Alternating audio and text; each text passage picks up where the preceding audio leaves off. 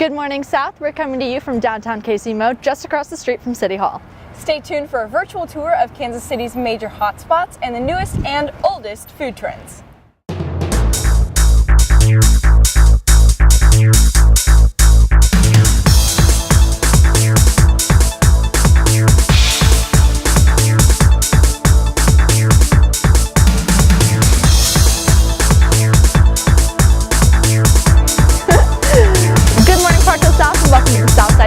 I'm Kate Hunter, along with Tatum Lehrman, who is about to take you on a quick trip around KC.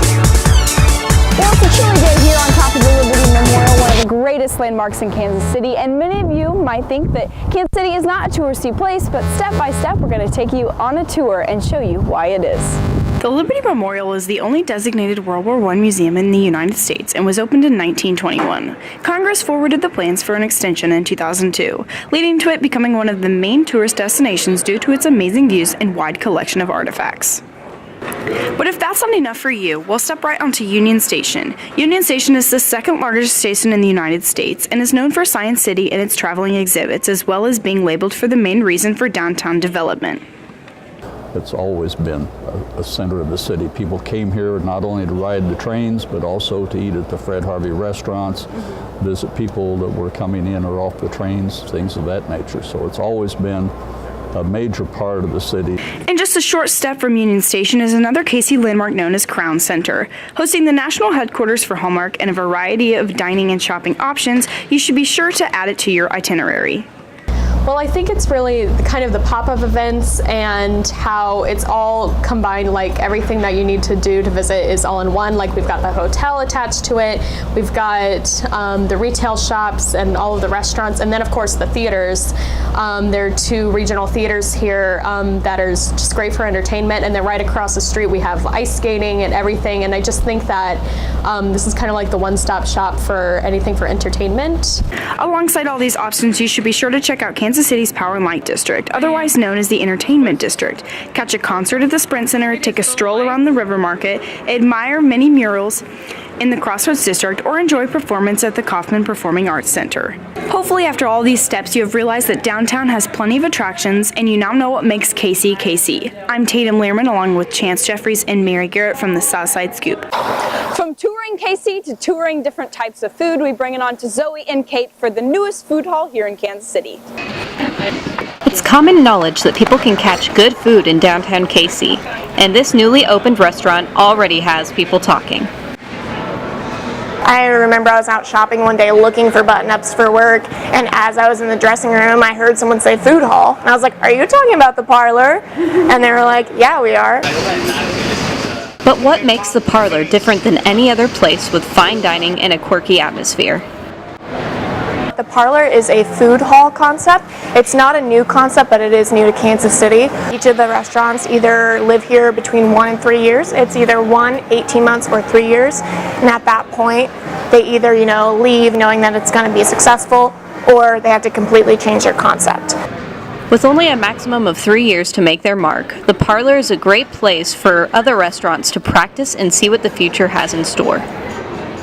That's kind of what the whole concept of this is.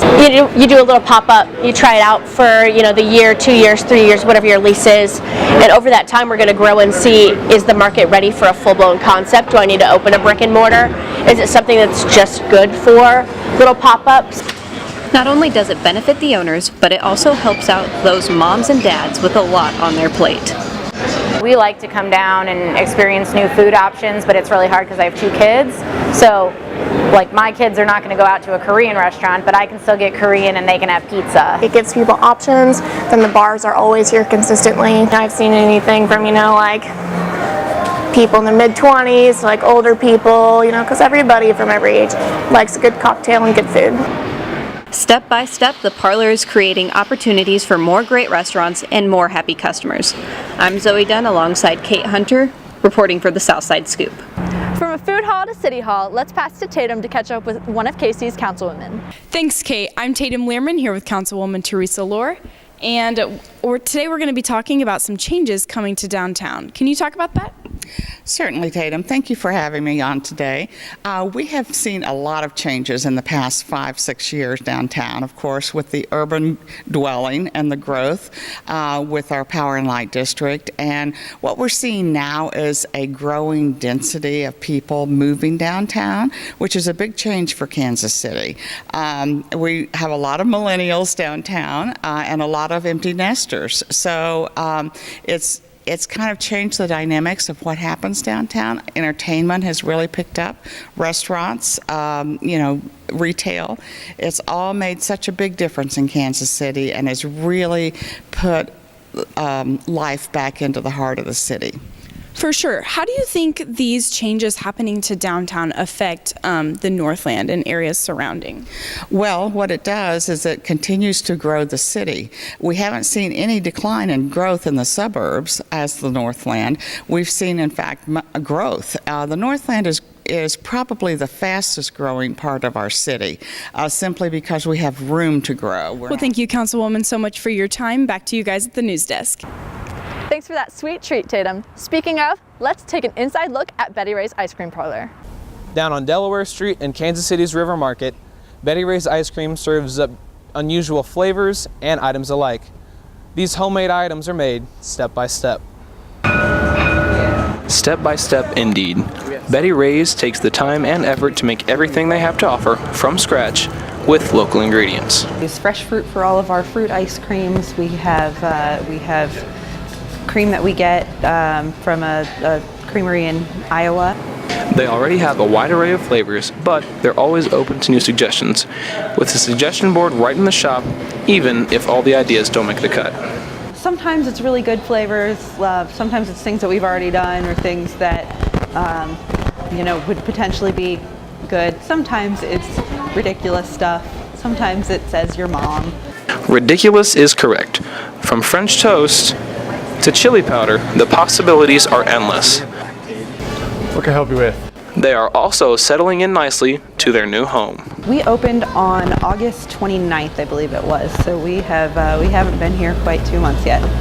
We're really excited to be able to open here. We have the streetcar stop right down the block. Ice cream isn't the only thing made from scratch, with their waffle cones made in-house. We make our own waffle cones. We have your flat bottom cake cones, and we've got the sugar cones that you can get most places, but then we make our own homemade waffle cone.